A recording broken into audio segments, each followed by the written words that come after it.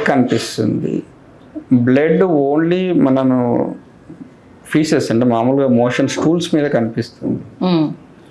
ఇవన్నీ ఒక different announces ఇన్ని ఉంటాయి దాంట్లో, డిఫరెంట్గా ఉంటుంది. ఓకే. ఇప్పుడు మీకు స్టూల్స్ మీద బ్లడ్ కనిపించింది అంటే అదొక కండిషన్. మోషన్ వెళ్ళిన తర్వాత బ్లడ్ డ్రాప్స్గా పడుతుంది, అదొక కండిషన్.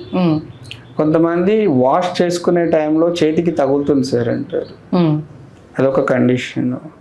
కొంతమందికి మోషన్ వెళ్ళిన తర్వాత చేతికి తగులుతుంది, తర్వాత మళ్ళీ లోపలికి వెళ్ళిపోతుంది సార్ అంటారు, ఓకే, అది కూడా ఒక కండిషన్ ఉంటుంది.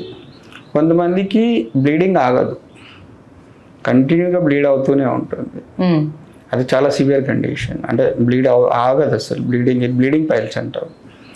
సో ఇలాగా అంటే ఏ కండిషన్లో మనకు పైల్స్ ఉన్నాయి, ఏ పొజిషన్లో ఉన్నాయి, ఆ రెక్టం బయట ఉన్నాయా లోపల ఉన్నాయా, ఇది కూడా చాలా ఇంపార్టెంట్. ఓకే.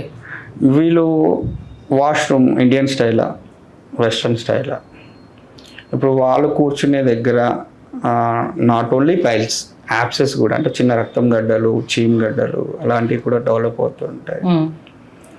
లేకపోతే కొంతమంది పైల్స్తో పాటు ఫిషర్ కూడా ఉంటుంది, అంటే ఆ ఏదైతే యానస్ ఉందో కట్ అయిపోయి ఉంటుంది.